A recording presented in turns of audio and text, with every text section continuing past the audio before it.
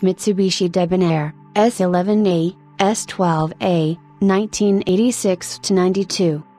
In July 1986, Mitsubishi dramatically changed the appearance of its top-level flagship sedan Debonair, as its previous version was seen as extremely rare and not a sales leader or image maker of Mitsubishi vehicles. The all-new Debonair adopted a front-wheel drive format, a cost-effective way to increase interior space without investing money on engineering in an executive sedan. It also came with Mitsubishi's first V6 engines, the 6G71 2.0 liters and the 6G72 3.0 liters under the Cyclone moniker, which were shared with the Galant model line later. So as to comply with Japanese government regulations concerning exterior dimensions and engine displacement, vehicles installed with a 2.0 liters engine were installed in a shorter and narrower car, accomplished simply by fitting smaller bumpers.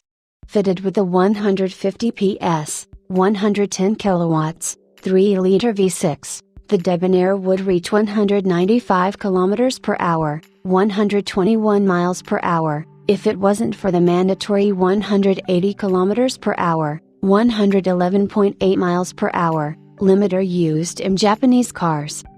The Debonair took full advantage of the front-wheel drive to allow for much passenger space. The cavernous trunk was also designed so as to ensure the two sets of golf clubs could be carried. The new Debonair was a reasonable success. Sales in its first full year, 1987, were 6,230 cars in Japan, compared to a mere 205 of its predecessor in 1985. A 150 PS, 110 kilowatts, supercharged version of the smaller engine was added to the lineup in February 1987, using the world's first needle roller rocker arm assembly. This generation was badge engineered and was introduced to the Asian luxury car market as the Hyundai Grandeur, giving Hyundai a luxury sedan to shuttle foreign dignitaries during the 1988 Seoul Olympics. As Mitsubishi and Chrysler had a business relationship where automotive technology was being shared and used in both Chrysler and Mitsubishi products, this generation Debonair does have some superficial similarities with the Chrysler New Yorker of the same time period. The Debonair's platform, however, shares nothing with the Chrysler E, Y, or K platforms. The suspension was upgraded to McPherson struts for the front suspension, and the rear suspension used a 3-link torsion axle. The only transmission available was a 4-speed automatic unit.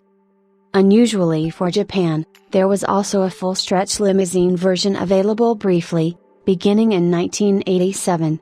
These were largely hand-built by Mitsubishi's Aichi dealership chain and were stretched between the doors by 600 mm, 24 in, for a total overall length of 5,465 mm, 215 in. This generation was also the first to install a V6 engine, and the car was called the Debonair V, with a badge on the back of the trunk, and a V-hood ornament.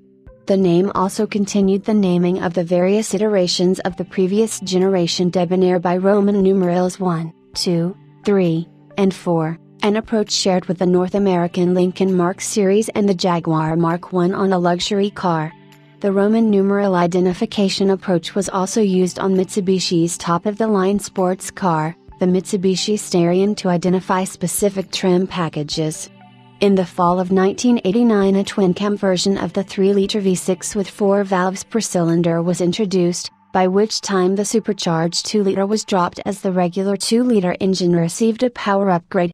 Power for this version jumped from 155 PS, 114 kilowatts, to 200 PS, 147 kilowatts.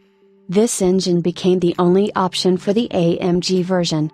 Top speed for the 24-valve V6 is 215 km per hour, 134 miles per hour, according to period sources. For model year 1990, the Debonair was joined by a new, more modern-looking and sporting executive sedan, called the Mitsubishi Diamante, also known as the Sigma, in an attempt to keep Mitsubishi competitive with new executive sedans, such as the Honda Legend and other Japanese luxury sedans, as the Debonair continued to be perceived as dated in appearance. The motivation to introduce a modern-looking, Executive-level luxury sedan also took place in what has become known as the Japanese asset price bubble period that began after the Plaza Accord Agreement in 1985.